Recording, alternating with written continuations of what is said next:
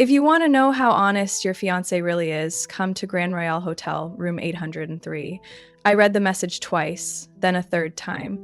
My fingers clenched around the phone, my nails digging into my palm.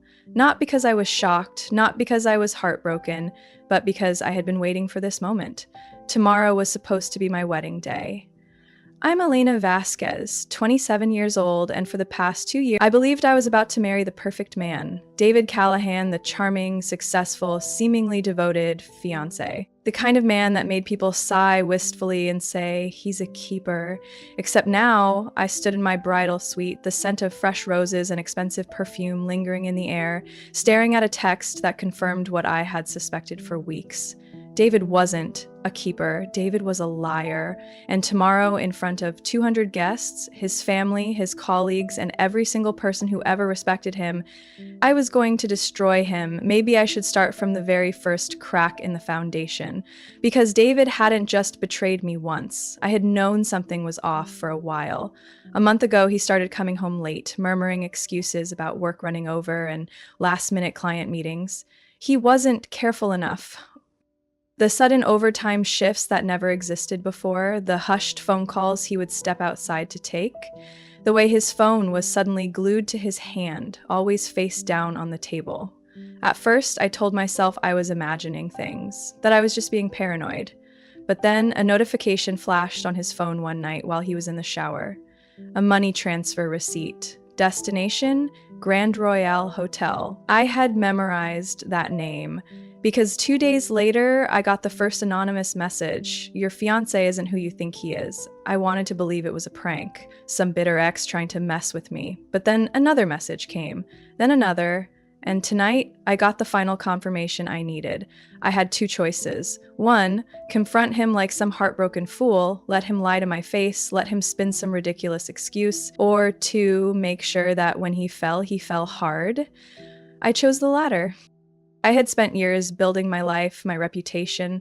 I wasn't going to let some cheating bastard humiliate me in silence. So I did what any rational, scorned woman would do. I hired a private investigator. A week later, I had proof. David with Sophia Rains, his side piece. Bank statements showing he had been sending her money for 6 months, text messages, love notes, whispered promises. And the cherry on top, Sophia was pregnant. But the best part? She didn't even know if the baby was his. David was risking everything for a woman who might not even be carrying his child. The irony almost made me laugh. I let that information marinate for a while, playing my part, acting like the oblivious bride to be, the woman in love, the fool who had no idea. I continued planning the wedding. I let him kiss me goodnight. I let him believe he had won. And now, it was my turn to play. Maya picked me up an hour later. She had a bottle of champagne in one hand and a baseball bat in the other. For legal reasons, I said, arching a brow at her, we are not breaking any hotel windows tonight. Maya sighed dramatically, tossing the bat into the back seat. Fine, but I want to at least witness the carnage. I smirked, sliding into the passenger seat. Oh, babe, I murmured, you're gonna get front row seats. When we got to the Grand Royale, I didn't hesitate. Room 83. Maya pulled out her phone, already recording. I knocked, a shuffling sound, then the door cracked open, and there he was. David, his hair was messy, his tie loosened, and behind him, Sophia, draped in a robe, her lipstick smudged. For a brief second, David's face froze in horror. Then he plastered on the fakest, most pathetic smile I had ever seen. Elena, he stammered, stepping forward. What are you? I cut him off. No talking, I said, pulling my phone out. Just smile for the camera, babe. And then I turned to Sophia. Hope the baby's his, I said sweetly. But if not, at least you've got 6 months worth of his money to fall back on. Sophia gasped, her face draining of color. David whipped around to face her, panic flooding his eyes. You told her, Sophia blinked. Wait, you lied? You said she didn't know anything? David's mouth opened, then closed, and just like that, his world started to collapse in on itself. Maya, still filming, cackled. Oh, this is better than TV, she whispered. I turned back to David, giving him one last, long look. Then I smiled. See you at the wedding, I said, and with that, I walked away. Tomorrow, David would wake up thinking this was the worst night of his life, but he had no idea.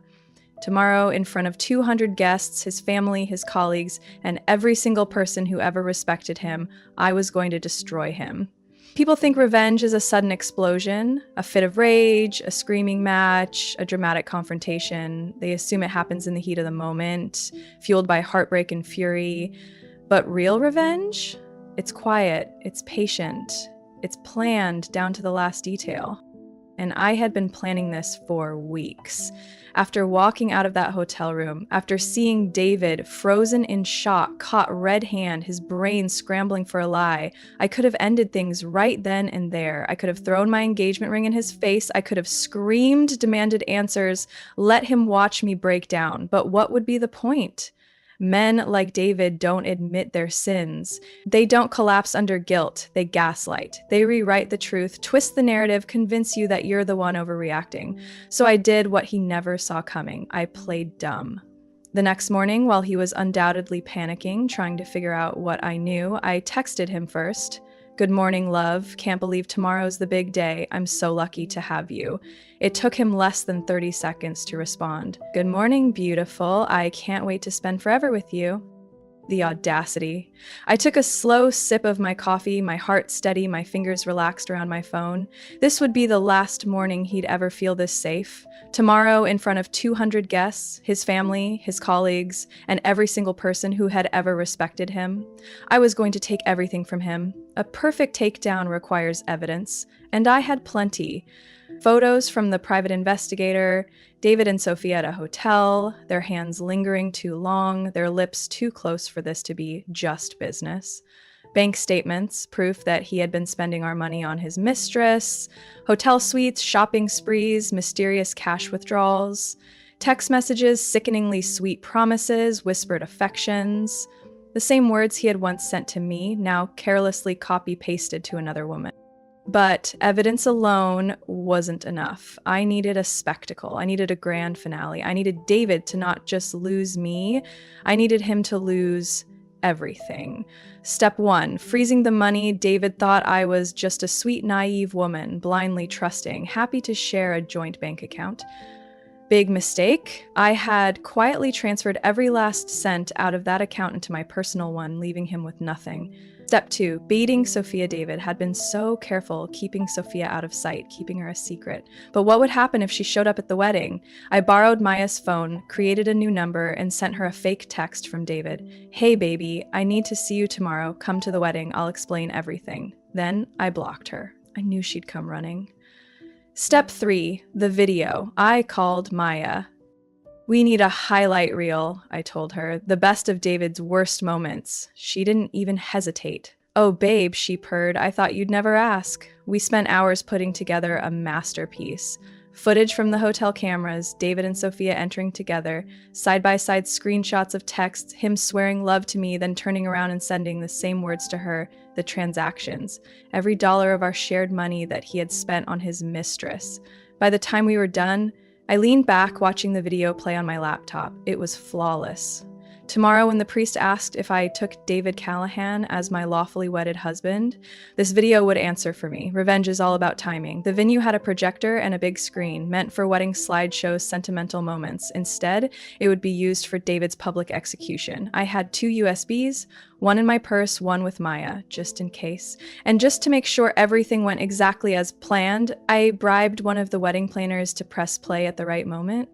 David wouldn't just be exposed, he would be humiliated beyond repair. That night, David came home acting like nothing had changed. "Hey, sweetheart," he said, pressing a kiss to my forehead. "Excited for tomorrow?" I smiled, as if I didn't know everything. "So excited," I murmured. "It's going to be unforgettable." He had no idea. We ate dinner, talked about seating arrangements. He told me about his day, completely unaware that I had already seen exactly where he had been. And when we got into bed, as he wrapped his arms around me, I laid there staring at the ceiling, my heart calm, my mind focused. Tomorrow, I was going to ruin him, and he wouldn't see it coming.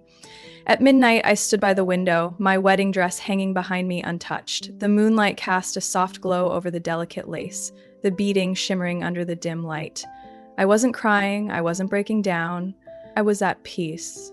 Because tomorrow, David wouldn't just lose me. He would lose his reputation, his money, his family's respect, his entire world. And the best part, I wouldn't have to lift a finger. Tomorrow, David Callahan would ruin himself, and I would be there to watch. The morning of my wedding, David woke up smiling, like a man who had won, like a man who had spent the night before with his mistress, then climbed into bed with his fiancée, completely convinced that he was untouchable. I lay beside him, staring at the ceiling, waiting. Because today was the day he lost everything. David went through the morning completely unaware. He stretched, ran a hand through his hair, and grinned at me like we were in some romantic movie. "Big day," he murmured, pressing a kiss to my shoulder. I turned my head to face him, keeping my expression soft, loving, devoted. "Are you ready?" I asked. David chuckled. "More than ready, baby. This is the happiest day of my life." His lies rolled off his tongue so smoothly, so effortlessly, that I almost had to admire the sheer audacity of it. Almost, because the only thing I admired about David Callahan now was how blissfully ignorant he was about his own destruction. David played the role of the perfect groom. He made his rounds, shaking hands with family, flashing that $1,000,000 smile to every guest. He even had the nerve to hug my father, to look him in the eyes and promise, "I'll take care of your daughter, sir, always." Maya stood beside me, watching it unfold with barely concealed amusement. "He's really out here performing for an audience, huh?" she whispered, her voice dripping with sarcasm. I sipped my champagne, my lips curling into a slow smile. "Oh, just wait," I murmured back. "The best part hasn't even started yet." David had no idea that Sophia was coming. She had texted him earlier. "David, why did you ask me to come to the wedding? What's going on?" Of course, David hadn't asked her to come, I had. But he didn't know that, and when he read the message, he frowned, his expression darkening just slightly before smoothing back into false confidence. I saw the wheels turning in his head. Was Sophia losing it? Was she getting too attached? Was she about to ruin things for him? I knew exactly what he was thinking. Because David always thought he could control everything. His lies, his affairs, his perfect polished image. He had spent years getting away with it, so why would today be any different? Poor thing, he had no idea that today, his luck had officially run out. The music started, the guests stood. David walked to the altar, his smile gleaming, his confidence radiating. I followed moments later, my steps slow, measured. My heart didn't race, my hands didn't shake, because I knew how this ended. We reached the altar, the priest began to speak, and when the moment came when he turned to me and asked the question that every bride waits her whole life to hear, "Do you take this man to be your lawfully wedded husband?" I took a deep breath, I smiled, and I turned to the wedding planner in the corner. "Now," I said softly. Then I stepped back, and the screen lit up. The venue fell silent as the first image appeared. Hotel surveillance footage, room 803, David and Sophia, kissing, touching, laughing in bed together like they didn't have a care in the world. Then the text messages flashed across the screen. "You're the only one I want, baby. She means nothing. Once I figure out the money situation, I'll leave her. Just be patient. God, I can't wait to finally be with you, just us." David stood frozen beside me, his face draining of color. I turned my head ever so slightly to watch him. And God, it was glorious. He opened his mouth, closed it, opened it again. Panic flooded his eyes. He had no words. They weren't silent anymore. Gasps filled the room. Whispers turned into outraged murmurs. Someone in the back actually said, "Oh, holy shit." Then David's mother stood up. "What the hell is this?" she demanded, her voice shaking with rage. But before David could even attempt to salvage himself, the final nail in his coffin flashed on the screen. Bank transactions. Thousands of dollars. Money withdrawn from our joint account funneled straight to Sophia, labeled under miscellaneous expenses. And then, the grand finale, a recording of a conversation he had no idea had been captured. "I just need to keep Elena happy until I figure things out with Sophia. Worst case, I'll marry her, divorce her in a few years, and take half of what she owns." The room erupted. David turned to me, his face dripping in horror. "Elena," he started, reaching for me. I stepped back. "Don't," I said softly. And then? The doors at the back of the venue burst open, and Sophia walked in. Sophia looked furious.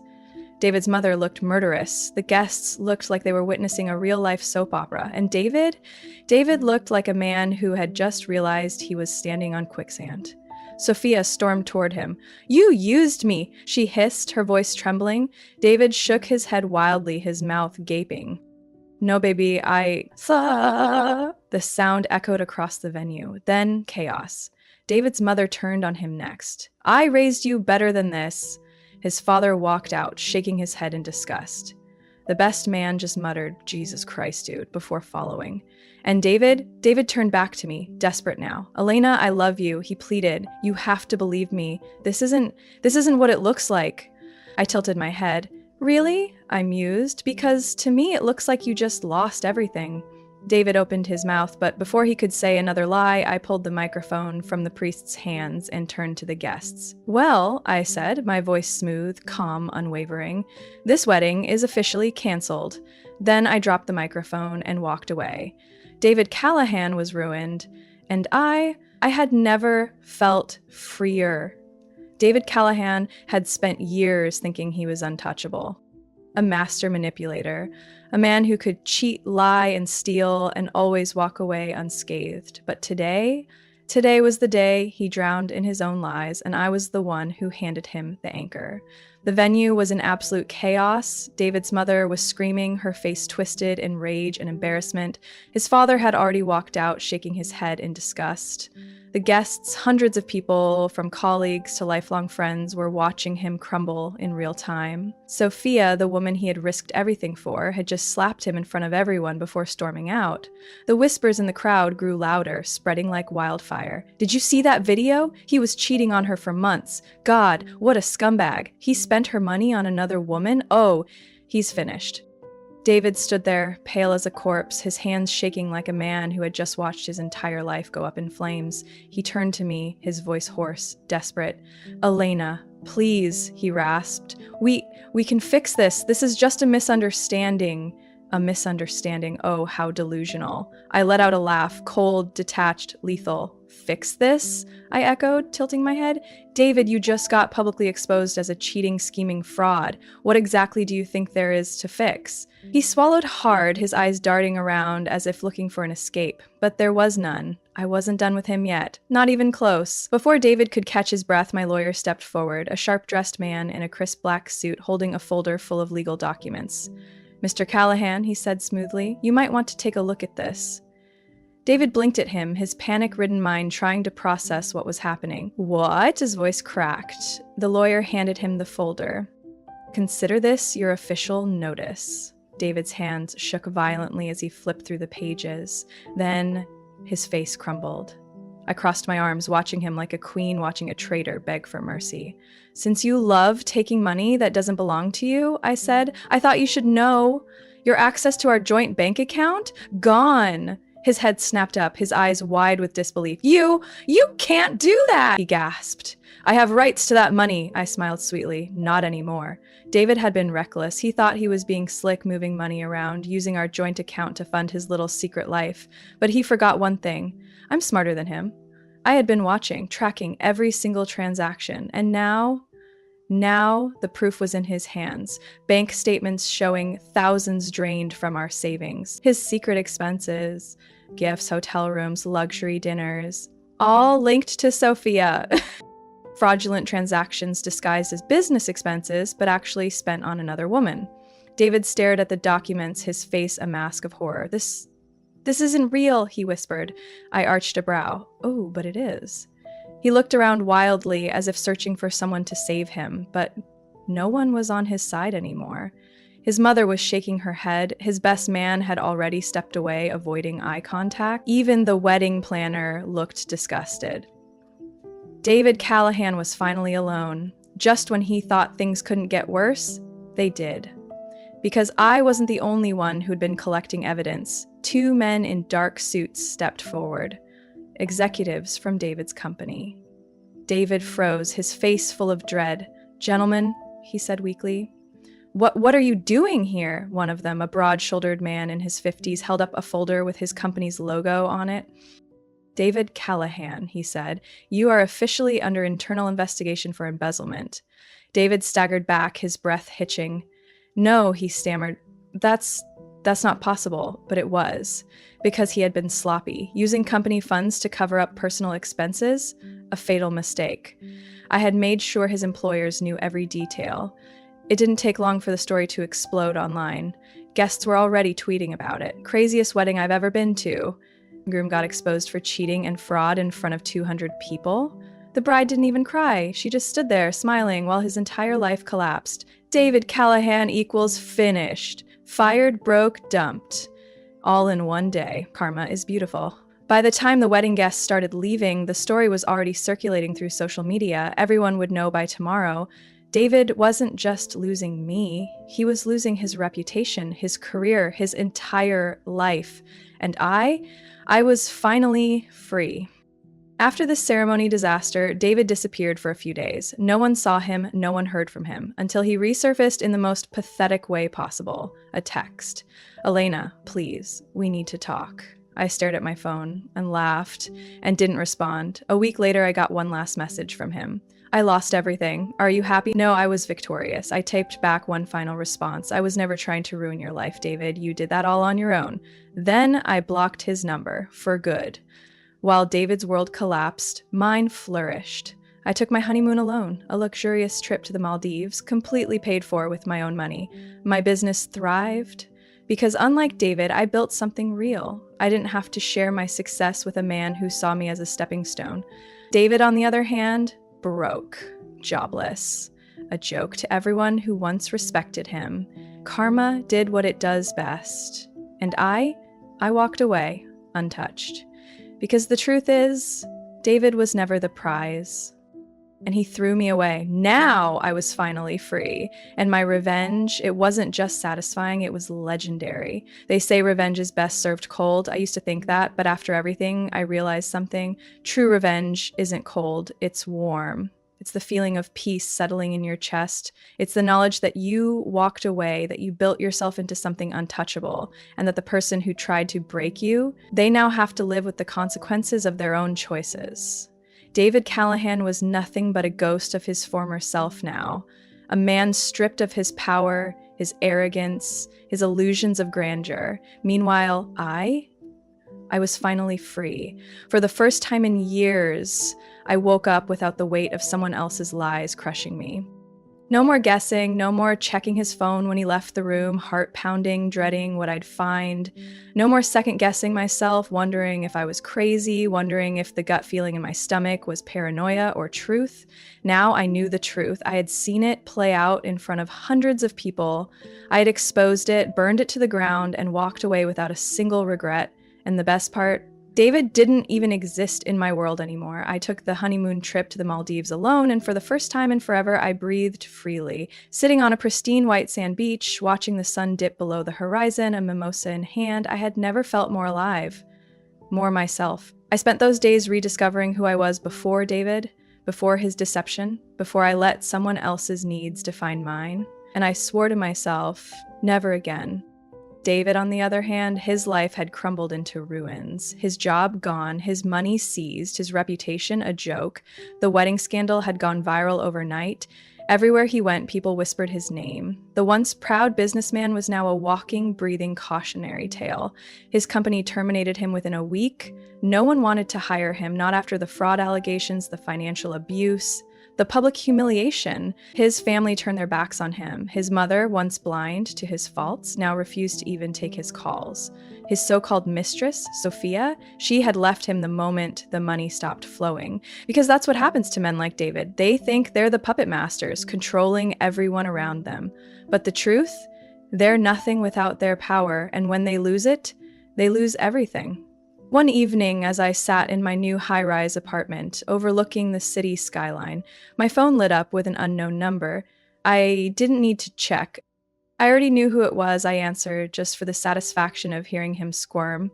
"Elena, please," came a weak, broken voice on the other end. "David," I leaned back, a slow smirk playing at my lips. "David," I said smoothly, swirling my wine glass in my hand. "To what do I owe the pleasure?" A long, heavy pause. He sounded different, smaller, weaker, like a man who had lost everything. "I need to talk to you," he said, his voice cracking. "I lost my job, my friends, my family." He let out a bitter laugh. "You got what you wanted. Are you happy now?" I took a slow sip of my wine. "Happy?" I repeated. I let the words settle between us. Then I exhaled, tilting my head. "No, David, I'm not happy. I'm free. That's what I wanted, and I got it." Silence. Then a whisper. I miss you, he admitted, so quietly it was almost pathetic. I let out a soft chuckle. I don't. And then I hung up, blocked his number. For good. Weeks passed. David was nothing more than a fading memory, a story I barely thought about anymore. Until one day, my phone rang again. This time it wasn't David. It was his mother. I hesitated before answering. Elena, she said, her voice softer than I had ever heard it. Mrs. Callahan, I replied, keeping my tone even, unreadable. A pause, then she sighed. I owe you an apology. I blinked, stunned. That was the last thing I expected from the woman who had once looked down on me, who had always believed her son could do no wrong. An apology? I repeated cautiously. For everything, she admitted. For how I treated you, for ignoring the signs, for raising a son who thought he could treat women like disposable objects. Her voice wavered. And for not believing you sooner. I exhaled, letting her words sink in. Once upon a time, I would have wanted to throw them back in her face, to tell her it was too little, too late. But now I had nothing to prove. So I simply said, I know. And just like that, I let it go. At the end of the day, my greatest revenge wasn't exposing David. It wasn't taking his money. It wasn't watching him lose everything. No, my greatest revenge was moving on, was becoming someone so successful, so happy, so powerful that he became irrelevant. Because David was never the prize, I was. And now I was finally living the life I deserved. Years later, when someone mentions his name, I barely even react. David Callahan is just a lesson I once learned, a name that no longer holds power over me. And if there's one thing I've learned from all of this, it's this. Karma doesn't need your help. People who betray you, who use you, lie to you, take advantage of your love and loyalty, they always destroy themselves in the end. You just have to make sure you're far enough away when it happens. So if you ever find yourself in a situation like mine, remember, you don't have to scream. You don't have to beg, you don't have to break. You just have to let them drown in their own mess and walk away with your head held high, because that is the sweetest revenge of all.